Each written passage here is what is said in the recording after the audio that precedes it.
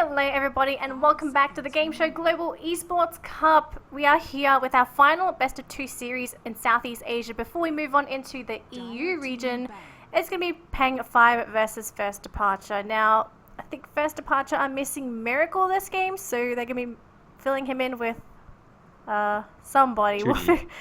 Is it 2D that's filling in? Yeah. Yeah. But I'm sure as soon as people saw the screen, like millions of bettors' hearts just broke because First Departure without Miracle is just not the same First Departure. Like, usually First Departure's drafts, like, pretty normal, and they mix it up with just a little bit of something weird in the end, and then they may or may not make it work, but it is, at least the game plan. Now they have to go almost full standard, I feel, because, well, this isn't their team. I guess it also depends if they play well with 2D, because it's again going to be based on team synergy, and if they play with 2D frequently, then maybe they're going to still be able to go with their, their First Departure-esque weirdness. But I think the star of the show normally is Miracle. So if Miracle's not here, who's supposed to be the replacement? I got no clue. I have actually no clue. I'm assuming the third player is not Miracle, although that is definitely not a regular name. I'll check it out when we get in, but yeah, it's not looking good for all you First Departure fans out there, because this isn't First Departure. You bet on the wrong team, guys. Sorry. But we have ourselves Pang5 on the other end. They 2-0'd before, so they are at 3 points right now. That was their first game. Definitely stiffer competition here in First Departure, although we'll see how exactly stiff it is.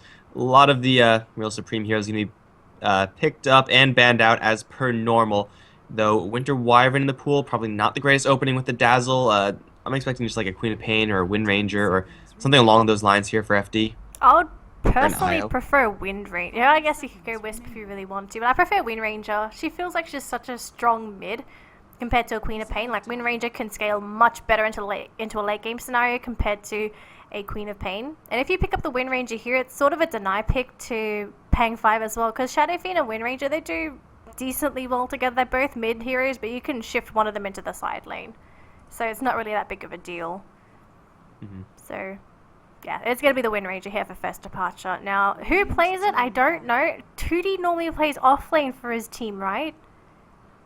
I think so. I think he does. It's been a while, but then Cal also plays off lane for First Departure. So that's the problem, right? Who takes the mid lane? You have to have someone, like, it's not that unique, right? Like, I'm pretty sure most people will be able to do decently in mid. Maybe not like Miracle performance, because those are definitely special, but yeah, I'm pretty sure it's not going to be too bad, especially if they commit, well, first of all, Wind Ranger to the mid lane, which is a very safe mid laner. You usually won't be able to get too much pressure on her. And then further protect her by banning out the likes of Spirit Breaker, maybe an Earthshaker or something like that. Heroes that would typically help out the mid lane and really help dominate that Wind Ranger. Yeah, definitely. I'd highly suggest an Earthshaker as well, so it's available for both sides, really. Like, First Departure could pick up an Earthshaker themselves, and they could effectively use the Earthshaker to block out the Shadow Fiend, or at least just get a couple of initiations so that Wind Ranger can pick them off too. But I think Pang5 definitely would be looking into the Earthshaker, because they need a decent support that's going to roam and help the Shadow Fiend if he does end up struggling. Like, Earthshaker doesn't need too many levels. Like, he can stack in the jungle with the Shadow Fiend just to really babysit and feed him, if they really want to put a lot of emphasis on the Shadow Fiend. But again, we don't know what kind of safe lane they're looking into, whether they want to invest in a late game scenario, if they want to invest in an early game scenario. So I think for Pang5, they can honestly do whatever they want, whereas for First Departure, same could be said. Like, their draft is so versatile, it's not locked into a certain style of play. For sure. We'll see what they actually want to gear themselves towards. We did mention in the last series the effectiveness of Wind Ranger with a little bit of minus armor, and Dazzle has that. Slardar also potentially could be a direction that First Departure are going to move in. I don't think I've seen them run that before, maybe once or twice, but if they have run it, wasn't successful, so who knows. With a couple of replacements, who knows what the pick is going to be. Drow Ranger actually going to be banned out. Not really sure how scared you should be of that hero in this patch, although with Wind Ranger, with Dazzle, can definitely be a significant threat. Seems like Pang5 are just going to get rid of these like more cheesy heroes, Drow Ranger, Huskar, add Broodmother to the list, and those are the heroes that can steal games away from you. And they're going to grab an Ember Spirit, so I guess they are kind of okay if there is going to be a Broodmother pickup for FD. Yeah, I think so as well. They're well prepared if a Broodmother does end up being picked up. So I think for Pang5, they're really not worried about a Broodmother. Although they're running 3 heroes that need farm, which means that there's no real hero to be that momentum-based hero unless the Shadow Fiend's the first one to get there, which doesn't typically happen until he gets either a decent laning phase, or if he just picks up that mechanism, which typically he normally picks up at like 15 minutes, 10-15 minutes more or less, if he does not really die, and as long as he gets his standard farm. So well, with the Darkseer on his team, looks like mechanism is probably going to be given the way of the Darkseer. You let him do that, and you probably get an Sanyasha on the Shadow Fiend. Then they could actually get a little bit of tower gold there, because SNY Shadow Fiend brings down towers really fast. So, I mean, they have some flexibility as far as that is concerned, but it just seems like Pang5 they're just getting their picks, and then First Departure are going to be kind of reactively making their selections. Like, Darkseer is good up against Ember Spirit and Darkseer for sure, but yeah, I mean, it's just kind of a mediocre support duo. I mean, they're very strong individually, but they don't really work that great together, Dazzle and Disruptor. No, they're very utility based, and they have very low kill potential themselves. They need the Wind Ranger plus whatever the other 2 cores are to really perform and provide the damage for the support. So I think for First Departure, the supports are quirky, they don't synergize, but they have their roles. So Disruptor's going to be the disrupting hero, haha, and then Dazzle's just going to grape everybody, keep them healed up, and pop a weave every now and again. So if they, as long as the supports do what they're supposed to do, I think First Departure is still in a decent position. The game's not going to be based on these supports. Clockwork doesn't give you damage. He gives you good initiation though. So more utility to First Departure, but all of a sudden their lack of damage is starting to show. They could finalize it. They could finalize it with a Slaughter. Yeah, I feel like they probably need a little bit more direct damage, though. Like, Slaughter does end up doing a decent amount of damage through his allies, but you just need someone to smash it in. And I feel like Anti-Mage might be the best pick here. Well, never mind. No longer a good pick for First Departure, although if they still somehow are able to pick it up, I'd be very impressed, because they broke the game. So, you know, congrats for that. But, yeah, the Pang5 side are very low on hard crowd control. They have not really solid setup for Cold Feet. Chains is actually pretty good, but I would assume that Pang5 are going to look towards something like a Rubik along those lines for their last pick, if they can. For First Departure, they just need like a really traditional, really hard carry at this point. Wind Ranger and Clockwork, they're great at holding down the fort. Their late game scaling, especially this Clockwork, does fall off, so they need to go hard in the late game. Spectre also seems like a reasonable pick for FD. I think so as well, but the thing is First Departure going to be comfortable in picking that hero up? Because unfortunately Spectre requires a lot to really come online. So if the Clockwork and the Wind Ranger can't create space for the Spectre, it's very difficult for the Spectre to really do anything in the team fights. So these final picks, what will they be? And First Departure only has 10 seconds, whereas for Pang Lima, they've got a lot of time. A lot of time to figure this out. And I feel like Rubik is probably the safest pick, although Shaker is never going to be really bad either. It is going to be a support Shaker. I'm getting a little bit more respect for the offlane Shaker, as I do see more of it, but support Shaker always, going to do his job. Does pretty well with Ancient Apparition, not in the sense that he is a great hero to apply Chilling Touch attacks, because Earthshaker really doesn't want to be doing that ever, really.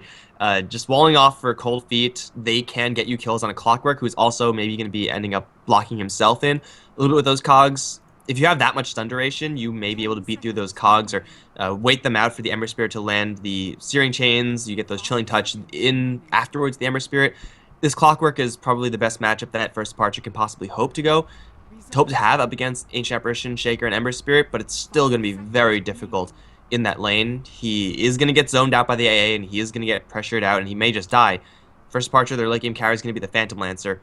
I don't think this was the best carry that they could have selected up against an Ember Spirit, Shaker, and a Darkseer, but it's kind of in the right direction because they needed a real hard carry.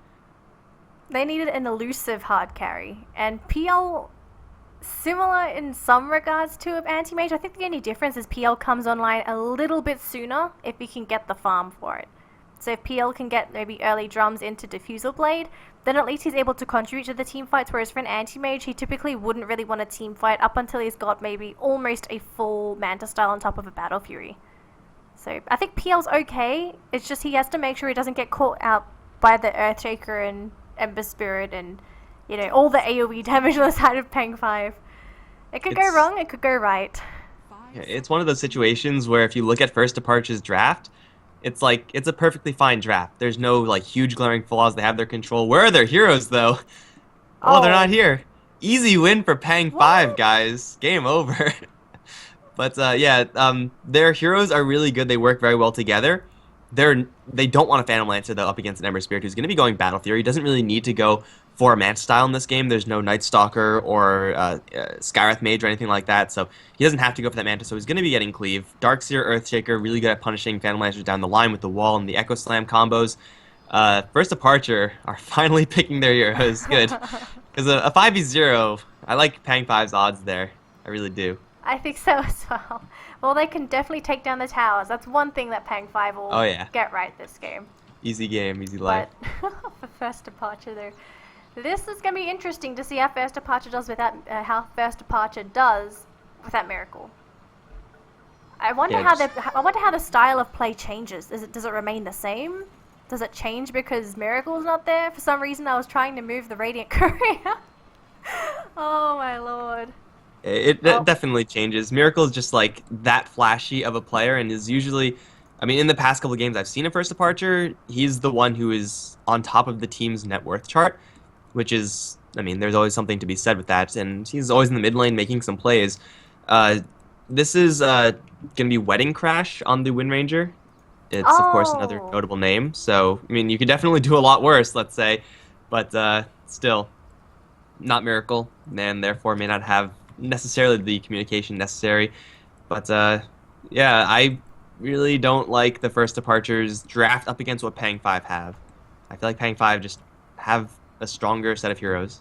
I think it also depends on the lanes though. Depending on who gets the advantage first, then they could definitely dictate the flow of the game. For First Departure, I think they're going to have a bit more urgency in their lanes because they need to have that advantage. The moment they get behind Pang5, I don't think they're going to be able to contest them. They have a lot of control and lockdown, but they don't have the solid burst to make these kills guaranteed. It's not like they're running Alina, they're not running anything like a Shadow Fiend themselves. It's just for the Wind Ranger to get kills, she needs to win her lane. She cannot afford to lose against against the Shadow Fiend. Otherwise, I think that's it, because the PL is not going to be able to carry the Wind Ranger under any circumstance. Yeah, well, Pang5, they're going to come in. Oh, Cal, don't you start talking to the admins. They almost had to lose their first game because they were late incoming. Now's not the time. What? What is happening? It's okay, they're friendly. I promise. Good. I don't know. I've only seen like one matchup of teams where there was banter, and it was actually like aggressively angry banter. It was not pretty. It wasn't in the Southeast Asian region either, which is a lot more like, I mean, it's, I guess, a lot more diversified than like the American regions where everyone's just from either America or, I guess, Peru, Brazil, whatever, but I don't many think more countries you can be from in this region. I'm pretty sure people would not appreciate you saying that, but it's okay. Well, I mean, there's not many teams in the American regions that are like from a whole bunch of different countries. There's only a handful of countries that are being represented in there. Yeah. I'm not just saying it to be racist or anything. I'm just saying, like, fine. objectively, there aren't that many countries represented in the American region, whereas for this C region, there's freaking so many teams, so many countries. Well, you could just narrow it down to Asia and Oceanic, and that'll be fine. But Vexus! Oh, Vexus. He's gonna walk right into a whole bunch of heroes right now. Heal Bomb does absolutely no damage. They land a Shackle Shot. Oh, wrong neighborhood, Ember Spirit. I don't really know what the plan is there. Like, let's walk up the hills. Let's walk up 2 hills. That was very questionable.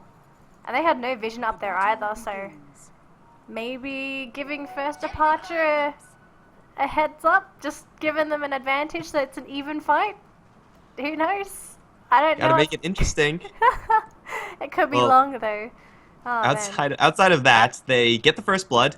Who actually gets that kill? It's going to be Wind Ranger. Oh, that's a big asset for her. Going to be that much closer to her bottle. She also grabs the Bounty Rune, and the Clockwork also grabs the Bounty Rune in the bottom lane.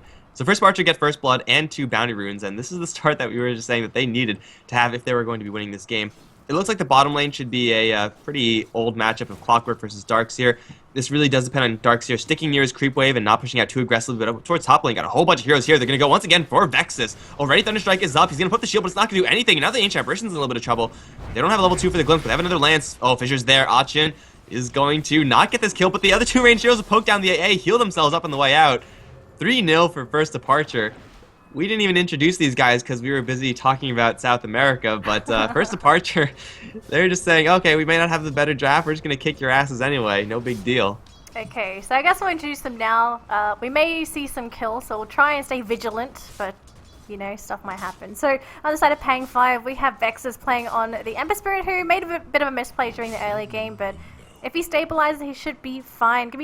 Going to be protected here by Sakri playing on the Ancient Apparition, and finally X-Nova, that Earthshaker, going to be his final support mid lane. We have Midduan playing on the Shadow Fiend. Someone said it's DDZ, I think, on the Shadow Fiend. We cannot confirm nor deny that. Exactly, I can't confirm it, so I'll just mention it, but that's going to be about it for the Shadow Fiend, and Shackle Shot does not land. Finally, on the bottom lane, we have Oz playing on Adaxia. And for the first departure side, top lane going very well for them right now. 2D's on the Dazzle Lubby, supporting as the Disruptor. They're going to be protecting, I believe this is Palosan on the Phantom Lancer, or Achin if you prefer. Kachavan Dis, 90, or Wedding Crash is on the Wind Ranger. She is holding down the fort over in the mid lane Shadow Fiend matchup, and that leaves Cal on the solo Clockwork, again going toe-to-toe with OZ. And again, this matchup on the bottom lane should be very even. You can get kills on both these heroes on the bottom lane rather can get kills. It just is going to be reliant on someone making a mistake, but it's definitely up towards top where the most interesting lane is going to be. The more Earthshaker is out of this lane, the worse it's going to be. Obviously, he kind of needs to protect the Shadow Fiend, who's having it out with the Wind Ranger right now, and a Fissure can swing this lane back into the Shadow Fiend's favor, especially if Fissure walls are off, and it will, but Shadow Fiend doesn't want to really test the creeps. And Wedding Crash is going to start firing at the Earthshaker, not missing any of them. Is even going to land a Shackle Power Shot. That's a lot of free damage onto the Earthshaker up towards top lane. In the meantime, they're going deep in for the Ancient Apparition. They have a short glimpse back right into the Lance. Sakri is going to be so dead here. One more hit from the Disruptor is going to grab that kill. 4-0. Now for first departure. Oh, this is not the start that Pang5 wanted, though. They are getting decent CS on all their heroes. This top lane is super uncomfortable for the Ember. Well, I don't know why they're rotating the Earthshaker out at all. There's just so much catch on the side of first departure that you need the Earthshaker to be the sort of counter initiation so that they don't just jump on their heroes. So for Earthshaker to go for that rotation into the mid lane and to not get anything, it's a massive loss for this top lane for Pang5, and they need to stabilize this top lane somehow. They either have to try and get kills, or they need to somehow guarantee some farm for Vexus. Ember Spirit can lightly jungle, right? Just with the Flame Guard, but it's not incredibly quick, and I don't think he has too many options available up until he gets that level 6. Fissure, it'll block first departure from Vexus. I guess that's a step in the right direction, but it won't solve the problem. This is supposed to be in a dangerous lane for Pang5 against first departure. Like, they're supposed to be the ones on the aggressive side. If there was just a Clockwork here, the fact that there's so many heroes here means that they can't really effectively, first of all, land a Fissure and, you know, capitalize off of that with a whole bunch of heroes with Chilling Touch, because Shaker isn't really going to be a hero that is working well with Chilling Touch. He works well with Cold Feet more so than anything else. This is really where I thought they were going to go for a Rubik, a hero that can poke in the lane, and though isn't able to help the Shadow Fiend as much versus the Wind Ranger, will be able to apply a couple of Chilling Touch attacks and, you know, displace the heroes, keep them in Cold Feet as well. So I think that would have been a little bit of a stronger pick here for Pang5, though. It's not only the Shaker you have to blame. It's the fact that first departure kind of came out of nowhere with this aggressive tri-lane. These aren't really your classic aggressive tri-lane heroes, and I don't really think they should be winning this lane, but they're just constantly finding heroes out of position, such as Nova right now lands a Fissure, but there's a level 2 glimpse. Lubby's going to fall back instead. They're going to jump forward with Palosan right onto Nova. Thunderstrike's still attacking, and with another Lance, they'll get the kill. Shaker nowhere near any backup. He only has a Fissure. That's his best case scenario for defending himself, and are they really going to tower dive? Well, why not? I mean, there's no aggro being drawn just yet. They get the glimpse back. Now they'll draw the aggro. Vexus has level 2 guard at this point. He's going to chain down Palosan. He's going to bring him low. With the Grave, he won't die just yet. They'll force a TP from the Darkseer, but Achin is definitely going to die here. Surge forward into OZ. Probably can't get the Dazzle. They have no more Fissures for another 6 seconds. That's a teleportation up on the Darkseer to get a Phantom Lancer kill, and that's nice, but now the Clockwork is going to have a decisive lead in this bottom lane. But I don't think Pang5 had a choice. If they didn't bring in the clockwork, I don't think First Departure would have backed off. I think they would have fully committed into trying to get another kill. So I think it was the right decision by Pang5, but it's just not the ideal situation for them to be in.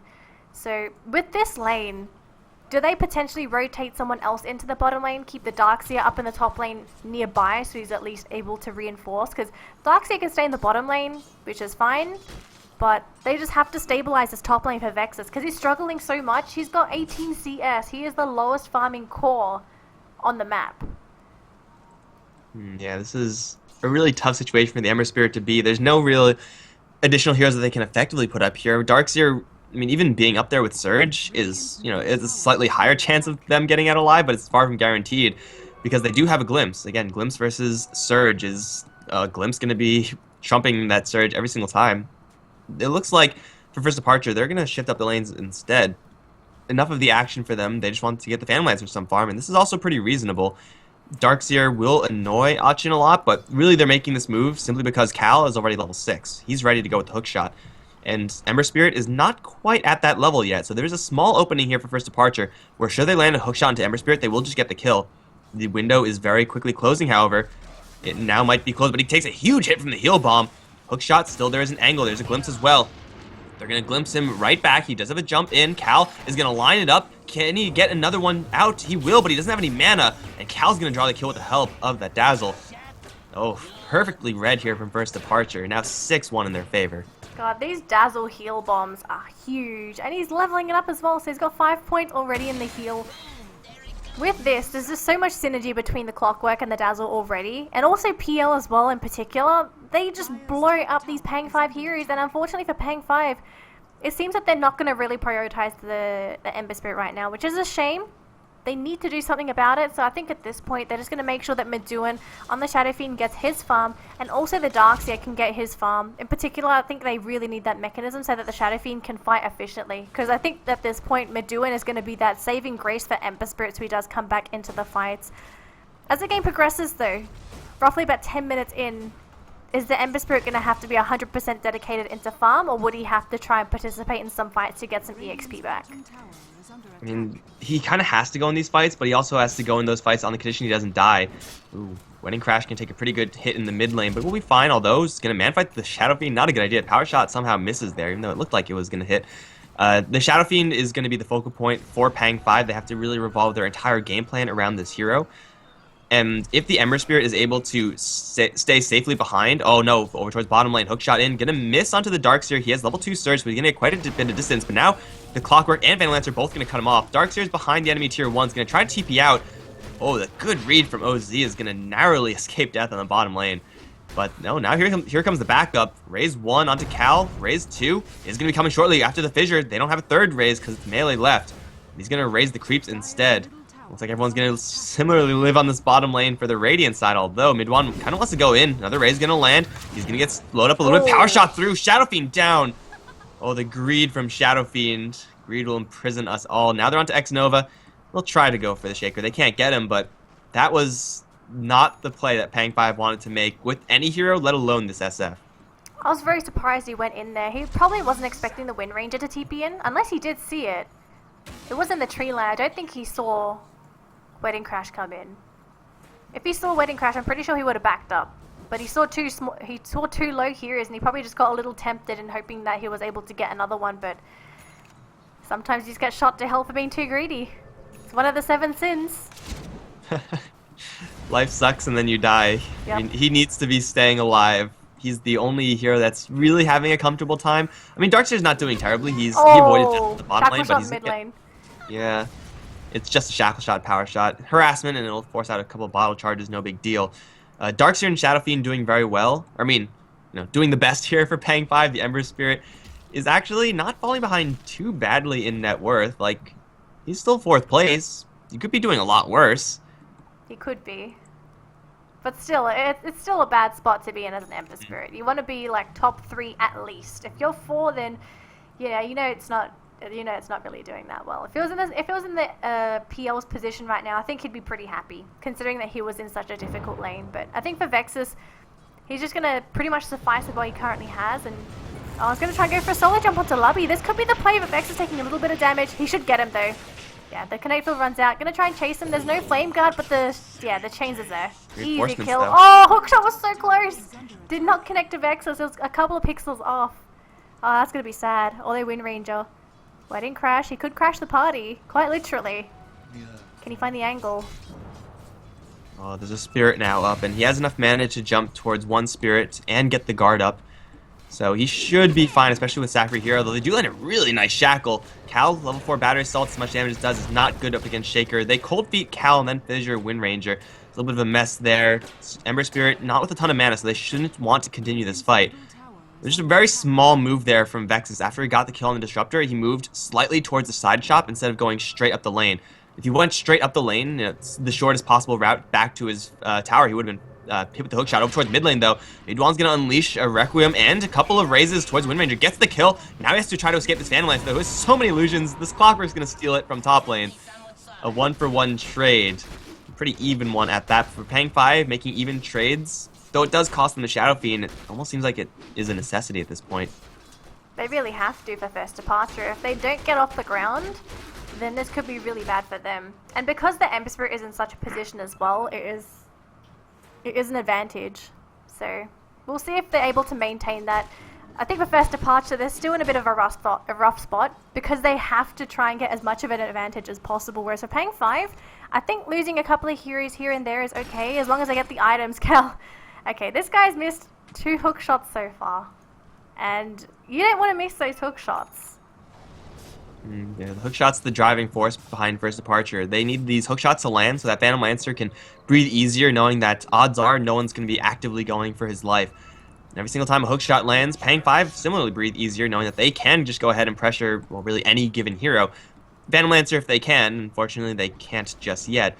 Although, yeah, this Phantom Lancer, as much farm as he's getting, is still behind the Shadow Fiend even after having died twice.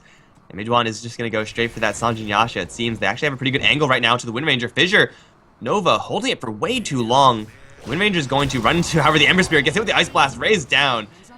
You know what? You get the kill anyway, and that's what matters for Pang5. It was a heavy commitment, though. They brought 4 heroes in to get that 1 kill, and I guess it was necessary. They had to shut 1 hero down, and at least it was going to be the Wind Ranger, one of the main, or the main momentum hero for first departure. So for her off the map for 17 seconds, it could be a small opening for Pang5 to try and find their own kills. Tootie. On Tootie also. Oh, it's going to be so careful, though. Just a couple of raises in there. Oh, vacuum back. He wants to try and jump onto him. Unfortunately, Cold Feet's not going to be there too much. Unless Tootie hangs around, he will back out, though. Not going to be frozen in place. And I think he is in a bit of an O situation here. The rest of his team retreating. Wall deployed, though.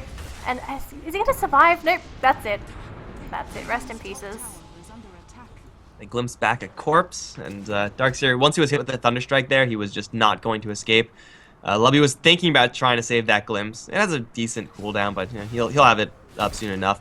But yeah, they get the tower in exchange for the Darkseer for Pang5. That's kind of an acceptable trade that they can make in the meantime, because Vexus, you know, while everyone from First Departure was in the mid lane looking for that fight, Vexus was happily pushing up top.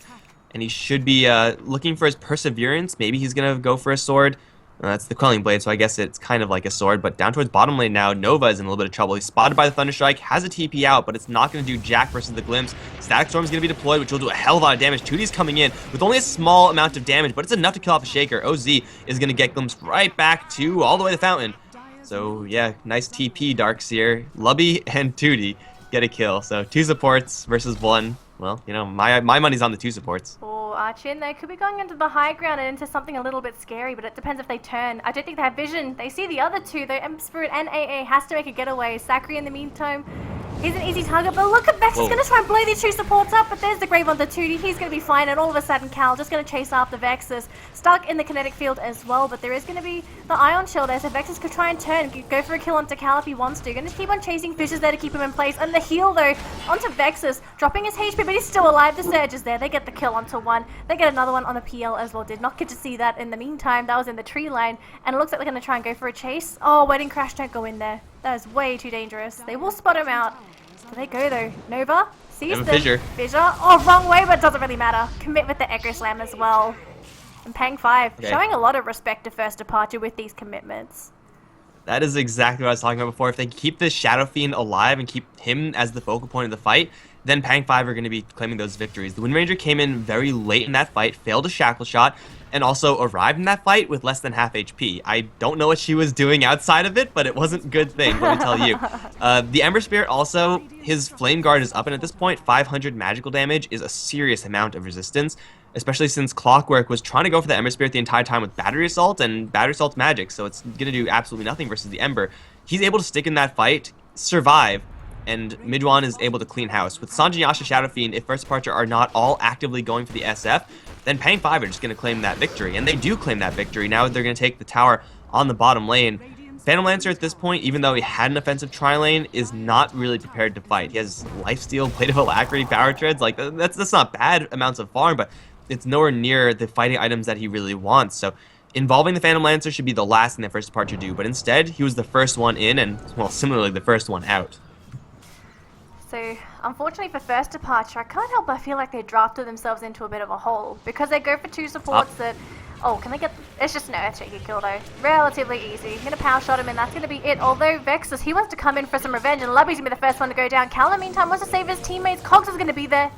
His teammates will be able to survive, although AA is sitting in the backside. Oh, there's a lot of heroes here for First Departure. Do they commit though? They're thinking about it. I think it's because there's no... They do have hookshot. Maybe they were expecting more heroes to be there because of the previous fights. They're just going to back off together, just like friends. Yeah, Shaker to Fall is going to delay his Blink Dagger. He's not going to have that one for a very, very long time in this game. But still, I mean, another thing on the bottom lane, Vexus actually used all his remnants offensively, which is surprising to me. I'm sure surprising to First Departure. He is still building his way towards that Battle Fury, and we all know how well-positioned Ember Spirit is up against Phantom Lancer should he get that Battle Fury. He's not too far behind the Ember. But also looking at the Wind Ranger, though, he's going to land a very nice Shackle. It's all going to be absorbed by that Flame Guard. Ice Blast is going to miss, but now Lubby looking for a glimpse back. There is one Remnant out for Vexus, and he will jump to it, even after Glimpse, because Glimpse works kind of weirdly, but Ember Spirit's going to be fine. Yeah, Cal unfortunately missed the hook shot, so that's going to be down for a minute. So I think for Pang, they're going to be feeling a little bit more safe on the map, knowing that that is going to be on cooldown.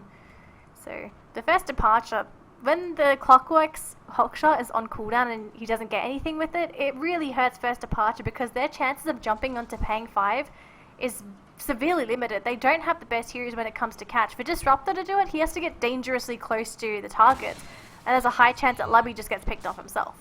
So they need... They're looking for bottom. Wedding Crash knows that there's a Shadow Fiend here. They knew that there was a Wind Ranger there, but they didn't know that she was in the trees like that. So staying in the trees, staying alive, and we'll be fine there. Although towards top lane, Vexus is going to go aggressive versus Cal. Here comes the Ice, but Static Storm's going to push everyone back. The Ice is going to miss. Vexus is going to get glimpsed right back in. This is actually pretty good for him because now he can go offensive again. He has a Spirit to jump to if needed, and he will back off now. Here comes the Shadow Fiend. Will annihilate the Clockwork, getting rid of the threat for Ancient Apparition. Now Midwan's going to just charge forward onto Lubby. There's another set of chains here in just 2 seconds here for the Ember Spirit. Up on the high ground, Fissure is also there, which will clip Lubby. One more hit's all they need. They want to go for the Phantom Lancer instead, but here comes OZ, going to cut off the Disruptor. Phantom Lancer's going to jump over the hill, actually. I didn't think you could actually do that. I thought you would get stuck on it, but yeah, barely getting over. It's still going to be 2 kills for Pang5, and at the very least another tier 1. Oh, this game is looking so rough for First Departure. Their draft is just not working out. The Wind Ranger's not enough, honestly, and the Clockwork's not getting the best initiations, I think, which is what's really hurting them as well. They need the jumps, they need the setups that the Disruptor's going to be able to follow up with the Wind Ranger, but it's just not quite there. It's just those small misses, I think, really hurt First Departure. So Pangs, they're looking very, very solid. Vexus, who had a horrible start during the early game, is getting closer to that Battle Fury. You just need one more, which is a Claymore, I think. Yes, just a Claymore, and then after that, Ember Spirit's going to be solid with that Battle Fury at a roughly 22-minute timing, more or less. Yeah, probably. Somewhere along the lines of that, but that's a good timing for an Ember Spirit who went for treads, bottle, and an Ember Spirit who had such a bad laning phase. Like, the fact that he is anywhere close to his Battle Fury is noteworthy in and of itself. You'd expect, Perseverance, maybe the upgraded boots at this point, but not an additional broadsword on top of that. But even scarier than that, perhaps, for First Departure is the fact that this Shadow Fiend has 4,000 gold, which is, about 4,000 more gold that you want to be holding on a Shadow Fiend at any given time. Any item that he wants to go for, he can at least get some components, and it'll probably give him a little bit more than the Ring of Aquila or their Magic Wand, but still, Midwan is going to be hitting very hard, and running into Cal like this, not something that Cal wants to tango with. He actually missed another hook shot, it seems, up towards top. That's like 1 for 5 or something like that. This clockwork is not really on point. It's like 20% chance to hook his target. Something along the lines of that. Don't know if I would pick a hero if that's what Hookshot read. No. Just the odds of Cal hitting his hook shots. I know.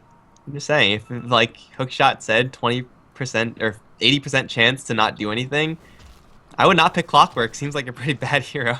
It might just be that Cal might not just be having the game today.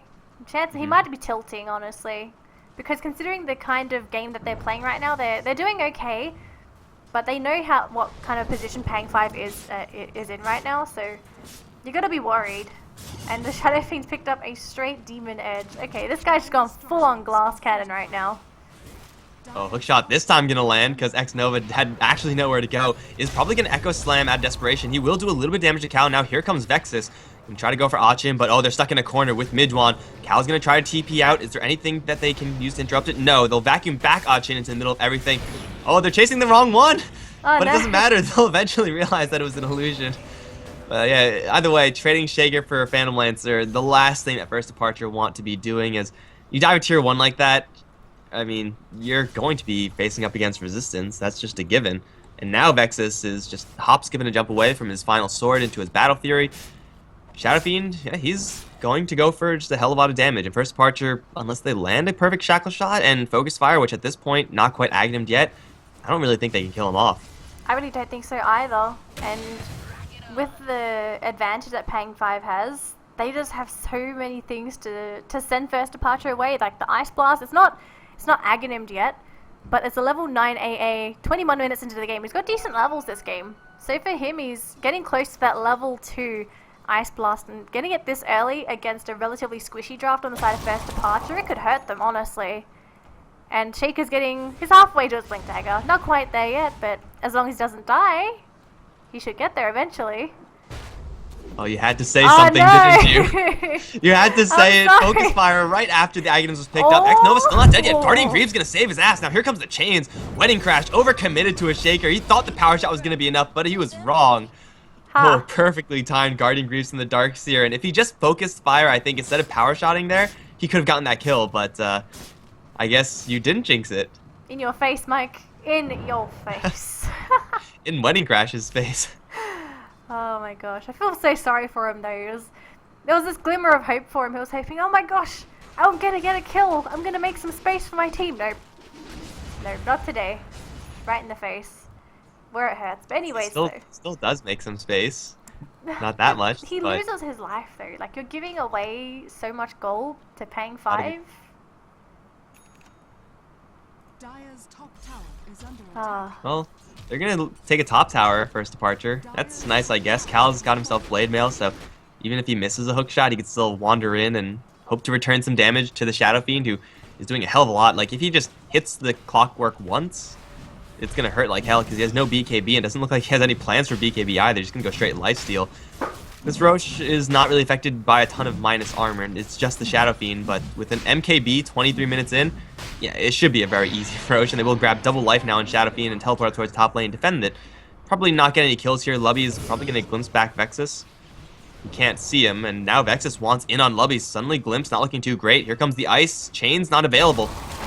And he'll get hookshot outside the static storm. He'll be fine. He gets pushed out a little bit more. Can he jump away? He will. Vacuum wall and the big sleight of fist onto Cal. He's going to walk right through the wall. Still surviving, however.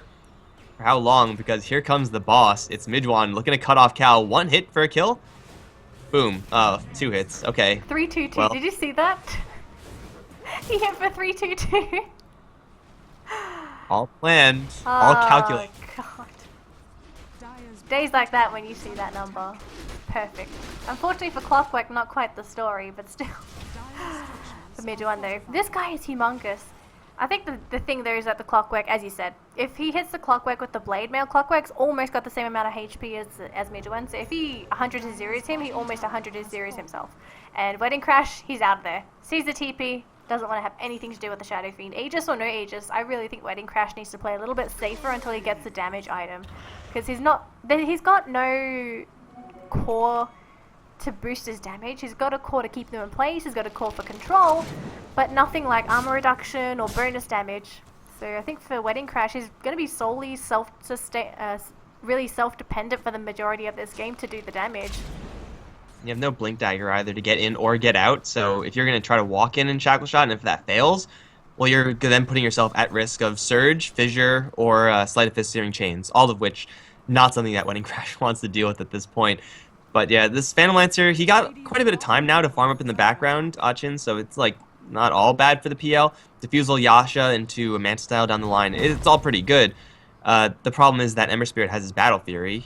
The Shadow Fiend has a Plate Mail on the way, so probably Assault Cuirass for him. So Phantom Lancer's Illusion is going to be doing less than nothing. Plus, Earthshaker has his Blink Daggers. So this Phantom Lancer's, he could do some damage to the Ancient Apparition. That's about all he can do, though. Like, AA is the only person on Pang5's side who has to be scared of this Lancer at this stage. Absolutely. So now at the top rotation, they might run into Achem. Oh, does he really want to be here? Walks right into them. He's going to try and do a jump onto Nova. Going to jump onto the side, and he's going to keep a man fighting, but they know which one's the real one. And do they really not? No? Oh, the hook shot. Achin! He cancels. Then he dies to the wall. Oh no. PL goes down first. Calvin, in the meantime, going to be stuck between two heroes. This poor Clockwork. He just wants to go home. Clockwork, go home. Pang5 have really had a lot of difficulty finding the real Phantom Lancers in these fights. It hasn't really costed them a kill yet, but I'm pretty sure it's eventually going to happen in this game. But One day. you know, you have so much damage, you could just throw all of it out and hit everyone who's there. MKB on the Shadow Fiend does give him a way of canceling that TP, and it was a first hit mini bash there, so Phantom Lancer couldn't end up getting his TP out, although I'm pretty sure if Shaker would have canceled anyway with, you know, an Enchant Totem or something like that. They're just going to go straight for the tier 2s, and the Shadow Fiend is such a huge battering ram at this point, first departure. They have to try to split push, but unfortunately for them, Dazzle is not exactly what I would call a split pushing hero. No, that's probably the last hero that you'd expect to be split pushing. How's 2D doing? I guess it's that offlane mindset that he typically plays in. Just Disruptor's not bad. I mean, Disruptor is a lot worse. Dazzle's not bad, because he has at least maxed out Shadow Wave. This kind of reminds me of Aoi when he used to play. I guess, I don't know if he still plays like this. He just plays like this core farming support, even though he's a position 4. And he just somehow gets a crap load of items. 2D doesn't have as many items though, because he's died a couple of times. Actually, he hasn't died at all, I lied. I thought 2D would have died at least once. Okay. Master of surviving this game. I guess he's the only one that hasn't died. That's nice, but everyone else has been dying, so that's not good. They're going to run to OZ, Static Storm him immediately. He has Guardian Greaves, which will help, but not up against Phantom Lancer. Guardian Greaves will not do anything. Ice Blast will not do anything either, and oh, here comes Vexus. He has a Remnant to jump to. It's not in a good defensive position, though. There's no Hookshot, and there's no Wind Ranger nearby, so it doesn't seem like he's going to be in a lot of trouble. He'll just cleave through Achin instead. He's now out of mana, however. He needs help right now. Help is coming pretty quickly. Vexus still not having to deal with this Wind Ranger. There's no Blink Dagger on her. In fact, she's not even going to go for one, just a BKB. If she had Blink, maybe getting in there in time, land a Shackle Shot, kill off the Ember Spirit. But no, they get the Darkseer, which is still pretty good for first departure, just not quite enough. They need to shut down the Shadow Fiend and Ember Spirit, and they're staying alive. I think the whole purpose for Wedding Crash at this point is he just needs to survive the initial burst. And a lot of the magical damage coming out from Pang5 is really hurting Wedding Crash, because he's not able to do what he fully intends to as a Wind Ranger, which is do a lot of sustained damage. So if you're able to avoid, oh god, Echo Slam, well, that's 2D's first death, and unfortunately Lubby might follow shortly. It depends if they're able to catch up to him. Looks like Ember Spirit is going to be the first one to come in. They miss the stun, but the Enchant Totem is there, and Lubby, yeah, you're soon to follow. You have Roast Disruptor tonight. How does Shadow Fiend have this much gold? Like, how is this actually possible? He has 8,000 above the Phantom Lancer, who's still, like, to his credit, Phantom Lancer is farming up very well. They're going to try to go for the SF right now. Double damage rune onto this Wind Ranger. Shackle Shot not going to land properly, but Midwan is going to fall. That is 1,000 gold for the Wind Ranger. Her BKB instantly completed. A huge pick-off for the first departure side. And if they can keep doing that, man, they'll be golden. But at the same time, Shadow Fiend, he didn't have his Assault Cuirass there. Next time he may have it. Oh, Blink forward. Ice Blast onto the Wind Ranger. She'll get annihilated over in mid. Oh, there goes your advantage that you got from killing off the Shadow Fiend. Cal's going to arrive. Should not be here. He's going to put up the Blade Mail, bump back Vexus once, but he's dying to the Ion Shell. Similarly, OZ is dying to the Ion Shell as well, and Cal's going to get graved up. He's going to start for a little while longer. Sleight of Fist Searing Chains, not in range. Phantom Lancer, in the meantime, is going to pick off the Earthshaker. Oh, Pang5 is bleeding heroes at this point. This is huge for first departure. I wasn't expecting that. Oh, the Wind Ranger kill was a Yeah, that shouldn't have happened at all. I honestly didn't think that Wedding Crash would go so far forward, but he gets picked off. But I think for them, getting the Darkseer, Earthshaker, and the Shadow Fiend at the same time is huge. Because it opens up the map to Archin, who's pushing up top by himself and able to get a kill himself. Vexus is going to come in though with the Battle Tree. Look how quickly Archin loses his HP.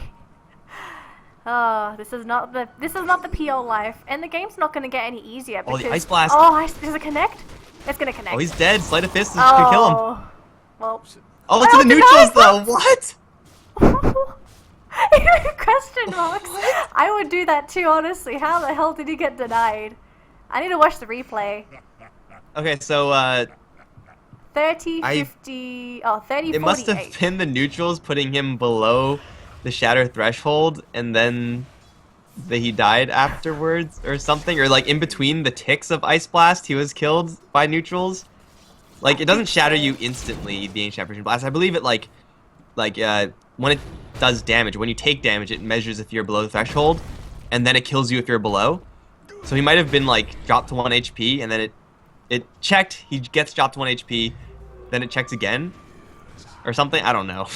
We could just check the replay. We could just check the replay, and then we can possibly guarantee. We're not going to check it now. Let's be honest, we're not going to check the replay. I honestly would. It was like 30, 48. So I just say write this number down. I need to find paper. You're not going to do it.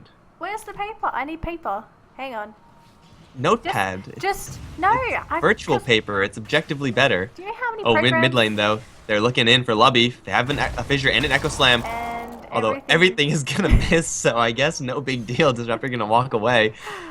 This game, I mean, still the Pang5 side are very comfortably where they want to be, but for first departure, they actually have made a pretty decent recovery in this game. Like, it was 14k, 10k, and now they're gonna get a hookshot in onto Nova. He has an Echo Slam, but using that will just not be worth it. He can't get a single spell off. He'll just die to Cal. Oh god, it's awesome watching a Earthshaker just cannot cast a fissure. He just kind of like flails in the air, trying to carry the totem, and it's like he gets tickled every time the battery assault goes off. It's ridiculous, but it's funny. Gotta see it one day. Watch that Earthshaker. Not funny. It's not. It's sad more so than anything. It's like watching someone die to being hit by spoons. Oh, you think that's funny? Yeah, have you not seen? You are evil. Have you not seen the video? There's a video online. It's on YouTube. I don't know how old it is, but it's supposed to be like this short film about how someone gets like. There's this random guy in a. It's like a. It's supposed to be like the Grim Reaper, but he like shows up with a spoon, and he hits this guy for his entire life with the spoon. Like, at first it's no big deal, but then as it progresses, it actually starts hurting. Like, he starts getting bruised and everything. This is over the course of like 10 years, I think. It's awful, this but is Australian humor, guys. This is what Australian people enjoy. These people are sick. They're all sick. It's not. Because that's really fucked up. No, just watch it. It's not that bad. It's not supposed to be like a horror story or anything. It's just. I definitely believe you right now. Come on. Where's your sense of humor? Okay, fine. Fine. You Americans are too soft. Whenever a sentence begins with "it's hilarious when people die by," you know it's gonna be really fucked up. Well, death by 1,000 spoons. But anyways, we're back into a Dota game, and we might be seeing a jump onto Ember Spirit. Oh! They actually get the hook shot off, and he just goes extra permanent. So Vexus is fine. Vexus is not easy to kill. He's got a Scotty, and that's really all the survivability that an Ember Spirit is going to need. Although BKB in this game is really good. Oh, they're going to smoke up, run. Wedding Crash. Fissure is there. Ice Blast coming in. They're going to vacuum him out of the Ice Blast, but it doesn't matter.